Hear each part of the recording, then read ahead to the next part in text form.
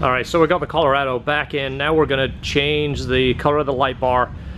We decided we were gonna do it black. It was kind of an idea anyway. I put a post up, but a few people commented, and I agree, black will look better because obviously the black accents on the truck and the bar.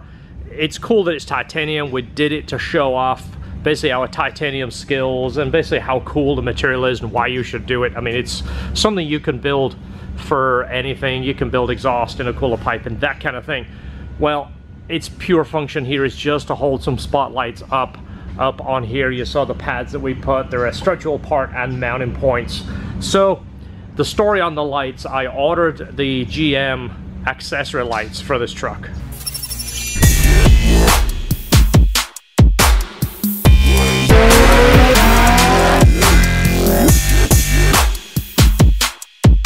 So the GM, I figured buying their parts, it would be a plug and play. It came with a harness. It was a pretty expensive kit. Knowing that it's an OEM quality, the lights are going to be good. It even came with the GM switch, so it has the addition for the spotlight and the fog lights that's incorporated. Well, come to find out, this harness has to plug into the harness in the light bar. If you buy the GM light bar, apparently there is a harness built into it and it plugs into that then in the car. Well, they don't sell the harness bar separate, so that kind of sucks. That means the lights are not going to work. Well, a little bit of looking, we found out these are made by a company called Rigid, which do a lot of aftermarket lights for different cars. They're sold, obviously GM market them, but they're made by those guys. So we contacted those guys. So they make this harness, we order it from their site. It's like a $35 harness, and it's a pretty much plug and play.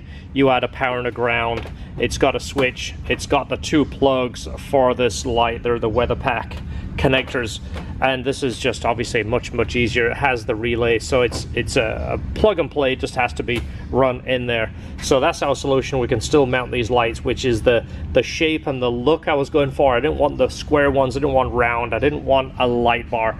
It's just purely for the look. I might turn these on twice, once to test it and wants to show the new owner that they work, and that's probably it. This is an easy solution. It's a illuminated switch. It's nice. It's got a little rubber connector, a little rubber dust cover. It's a nice piece, but this should make our life much easier. So again, the beauty of titanium, this bar, the GM one's like 70 pounds or something like that. It's not going to be used as a roll bar. We're not going to be towing with it. We're not going to be doing any rock climbing. It's just purely for looks and to hold a light. I'm trying to get that out there because there's going to be comments of if you roll it down a mountain, it's not going to hold up. All right, so this is the spot the switch is mounted. I see that was the switch that would have been replaced. That lower portion there is for the fog lights, and the GM switch splits that to fog and spot, but that's not going to happen. So whenever you're drilling a panel, you always want to make sure that it's something you can replace. And nice thing about GM is these parts are fairly cheap. This is a placement for a switch anyway, so it's in a nice spot, and if you need to replace this, it's probably a $35 panel, so it's not the end of the world if you want to go back to stock. All right, so the bar is prepped, the holes are drilled where we need it, so the wiring can go through. We're going to go ahead and take this down to AB now so we can get them to coat it black.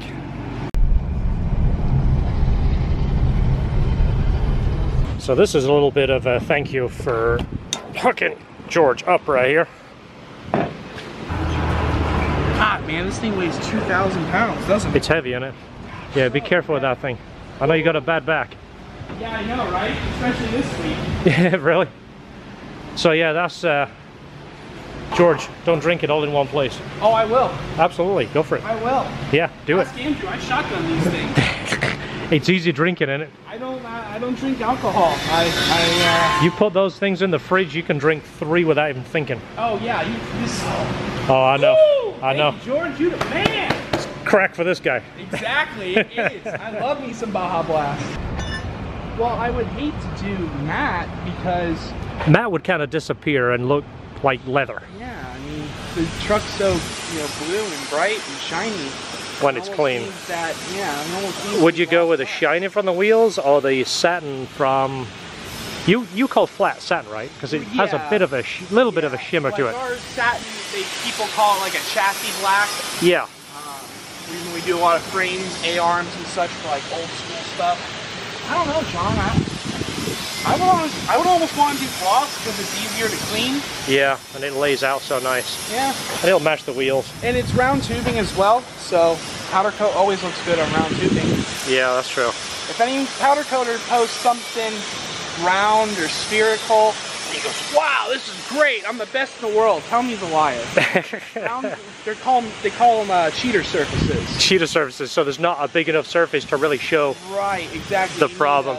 You're skilled is when you have a nice flat panel. Yeah, exactly. And you know, there's going to be always orange peel, but it depends on how tight and how loose. But the smaller the product, the shinier and slicker it is. Gloss black, seems like that's the deal. I thought someone was falling out the truck there. Gloss black, it'll look nice on the tube and it'll match the wheels and it'll kind of just stand out. So I'm excited, it's gonna be ready Tuesday. So the transmission that I got with this motor, it came out of a 4-wheel drive, and I think that was the only way I could get it as a 6-speed, and that was the transmission that I was really interested in. So to make this work in a 2-wheel drive truck, there's a couple of pieces that has to be changed. One is this part here, because obviously this has a really short spline right here, and the transfer case would have bolted to this. Well, we need obviously a longer spline and a piece with a seal, which requires the whole drum and heater changing. So that is not something we can do, but we need to take the transmission off the motor, and then I did all of the parts right here. This is the drum piece that has to be installed. This is obviously the longer shaft, so the axle, the drive shaft from the 2-wheel drive will fit on here. It has more room to slide. And then this is the case with the seal in there. This obviously goes on that, so it's basically that section right there, and the piece inside this basically goes there. So take this to our transmission guy. He knows how to do this, and there's a couple of things that he is going to do to the transmission that improve it. I'm going to talk to him, see if I can get him to go on camera so he can explain that. But there's a couple of upgrades, and it's fairly simple, but it's something he recommends. So alright, so transmission is off. This thing weighs a ton, by the way. This is a ton compared to what we're used to. S2000 transmissions, one person can handle it with ease. Amazing thing, as heavy as this is and all the power that these things make torque wise, this is what holds the torque converter to the flex plate. 3 bolts. So we don't do this as much, so whenever you're doing something you're not familiar with, go ahead and get yourself a bunch of baggies and write this stuff down. That way you know what you're doing. It'll save you time later. If we're a couple of months down the road doing this, this just saves us a little bit of guesswork right here. So update, I gotta take the engine to Jared at Current Performance Wiring. He is gonna make sure that the engine harness he builds fits this engine exactly. So we're gonna take this up there to him. This is going to the transmission shop to get the work done on here. So hopefully all this can kind of coincide together and make this stuff happen. So another update, do want to give a big thank you to HP Tuners. They're working with us on this project. If you know this 2020 motor, it requires a different ECU configuration. It basically needs to have some work done to the ECU to work. They're taking care of that, so I'll show you the step-by-step along the way if that's something you're going to do. Get a hold of HP Tuners. They know this stuff. They have it all figured out. So that dipstick looks like the hardest thing to access when it's in the car. Obviously it's just a plug now, but they still have the casting for the dipstick. That's pretty interesting. Is there any markings on this? Oh, look at that. It's a C9. They're on a C6. Yeah, we've only just got the C8. The C8's just come out. We're already at the C9.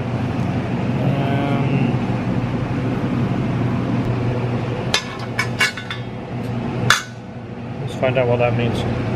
Alright, so that is it right there. 6L80. Good deal. So that's the one that we need. It's a 6-speed. Alright, so loaded up, motor is in the truck. I'm actually heading to Current Performance Wiring. We're going to drop this motor off. He is actually going to custom build the harness to this motor. This is a newer motor. Some of the sensors in a slightly different spot. So he said, you know what, you're close. Bring the motor, let me build the harness to the motor. Then all the sensors and all the harness will lay where it needs to go. It's all strapped in good here. Colorado is going to be pulling its future motor. So this is the harness that came off it. I know he's not going to really need any of it, but it's no good to us He might need a sensor or two, who knows, if he doesn't have it in stock for this motor. But he'll probably get more use out of it than me. This is the transmission controller. He isn't going to need that, and I know I will. So let's go ahead and take that off, just so nothing happens to that. Look at this guy. Starting route to 6330 Pine Hill Road. Proceed to 46th Street North. The stop sign. Turn right onto 62nd Avenue North. Okay, so we're heading to current performance wiring.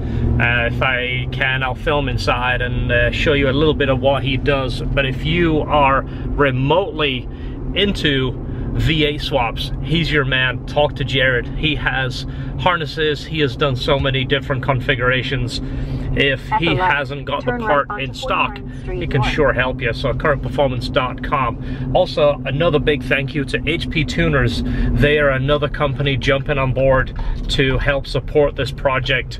The ECU for this truck is a big ordeal. It has to be unlocked so that the 2020 ECU can be configured for the Colorado. HP Tuners, obviously they're like the giant when it comes to LS tuning solutions.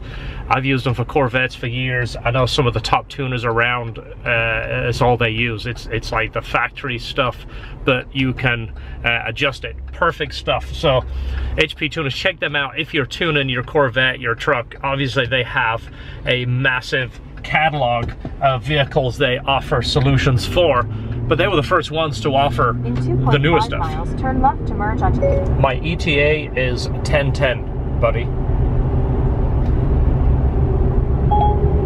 Your message to Jared. Big Jer says my ETA is 1010, buddy. C8, guys.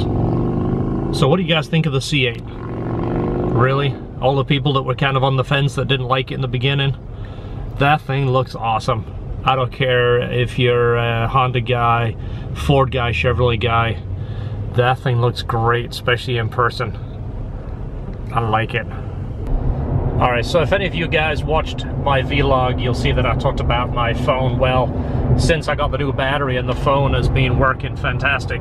It went 4.5 years on the first battery and now it's got a replacement. It actually runs much faster, so still running my Apple iPhone 7. This isn't an endorsement for Apple, I'm just telling you what I use. I like it, it's been absolutely rock solid. This is the brains behind the business right here. This is my friend Jared. Also, just happens to own current performance wiring. So these are the plates that were... Am I going to get these today? Or do you want me to go home and you ship them to me? I was going to leave them on the motor actually when you take it back. Yeah, even better. Yeah, so I was just going to swap them out onto your motor while it's here. Okay, so this would be... These are the Colorado mounts, right?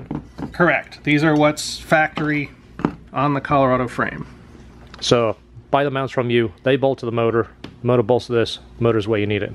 That's it. Well, it couldn't be easier. Basically drop on in here and here, reuse the existing hardware. Couldn't be easier. And that's that. So I will confirm when it's in, but all the digging around, I looked, my cross member should work. If I change the tilt shaft of my transmission, the cross member is supposed to work. The transmission cross member. Yeah, yeah. Yeah, sure. So that makes life even easier. So that would be a great swap for my truck. Yeah, LT4 crate motor, 8L90, which you're not a fan of the 8-speed though, so that's... Only because it seems like nobody is. Well, the company that's doing this will be their first venture into the 8-speed world as well. Yeah. So we're packaging this up and getting it over to them, and then they're fitting it into a 60, I think 62 Corvette or something like that. Then they can decide if they want to either change that to a 6-speed or a 10. Apparently the 10-speed is good, well, and the 6-speed is good. They've been running 4L80s a lot. Yeah. With aftermarket trans computers. They've been running stick shifts a lot with these. This is their first go around and trying the 8L90. And this is your harness? Correct, yeah. Look at this. This is like buying a harness from GM that fits what you need. It's not only the proper gauge wire. That was something you was a big fan of before. Proper plugs, proper wiring, not that box full of gray wire where they all look the same. Yeah, the old way of... everything is gray, or everything is black. Color, everything's, weird. So if you ever diagnose it, forget it. Yeah, we try to follow factory GM color codes as much as we can. Yeah, look at GM likes this. to change stuff year to year and model to model, so... So you own probably every wire there is, every color combination. That is beautiful. Like 0 issues. Is that your harness? We're now shoving 220 volts in it instead of I've had 100. customers that have come by here and go, why is there a garden hose in the side of your car? Because it runs on water. Yeah, we're not talking about that. It's the water conversion. It's super secret technology. Yeah, I don't really take care of it. You just drive the living piss out of it, and it has been... How many miles has this got on it? 112 now, 114, something Wow. like that. But yeah, other than Charge it? tires, yeah, charge it. The seats are a little bit torn just from my dog getting in and out. Yeah. But I mean, I drive. I the am thing gonna everywhere. get a beater one of these days. I run into the same problem is I get something, I make it nice, I make it pretty like this, and then I'm afraid to drive it. Yeah. And then my wife gives me crap for because I don't drive it anywhere. I go, let's drive your car. Well, this was my daily driver for quite a while. Yeah. And I kept it nice and clean and everything, and it was a nice family vehicle and all that, except the gas mileage is miserable. Yeah. And Get then about we moved out to Lutz, and it's a half hour to and from here every day. that don't make sense. So then I started looking at one of these and thought, That pays for itself. Absolutely. Yeah, I am. As soon as I'm finished with that, I want to see about getting a daily beater. yeah. The only thing I would do is get a second gen. This is 2012. Yeah. I wouldn't mind getting a newer version, but to be honest, I just can't I can't bring myself to get rid of this. No, exactly. If it's good, everything's good. Why change it? Yeah. No gas power. All electric. You know, a motor would be great in that thing. Take all that reliability away and put some motor in that doesn't want to start and some that's got a cam and a lobe. Well, here's the thing. The granite shop over here for the longest time has an old, beat up pile of crap, old propane forklift. And every time they're out here with it, everything stinks and gets filled with smoke. Yeah. I'm sure there's some simple fix. But when someone offered me this old pile for 300 bucks Wow. and told me the battery was only 5 years old Yeah. and it came with the charger and everything, Sold. Done. yeah. Let me go get my 300 bucks. That's a whole lot better than my cherry picker. All right, so if you want to kind of stick it in and take the weight, I'll take the ratchet straps off. No, don't hit my pretty truck. Remember I just talked about I need a beater? Even if it goes wrong, it's good content. Even if it goes wrong, it's better. Go up just a little bit, and I think just a little bit, and I think nice. Yeah, sometimes a little bit is not so easy. It's nice and precise, isn't it? Let me get in. I'll pull the manifolds up. You said if it goes wrong, it's better content. Unless one of us gets hurt.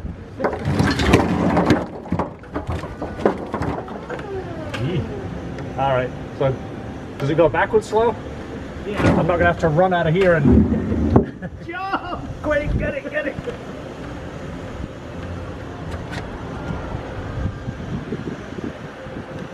All right, you're clear if you want to come down to a little bit more of a comfortable drop zone. Ah, you've got it down now. You're just showing off. What's Again, this? the electric forklift. I consider it.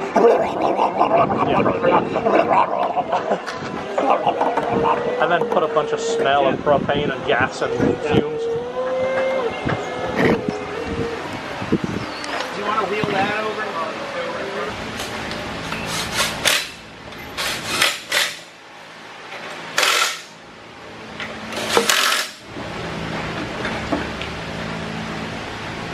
So what do you have to stop it going? Whoop? Because the bolt looks like it's no longer there. Just gravity. Does it stay straight? Yeah. You sure? Once the gravity sets in. Is it not going to go? Will it go? Not yet. But if it does, I don't think I can stop it. It's not going to go. I promise. Okay. Center of gravity is lower than the rotational point. It just, from here, it just looks like there's a lot of boat above the water and not below it. Yeah, but everything above it is like plastic. And, Yeah.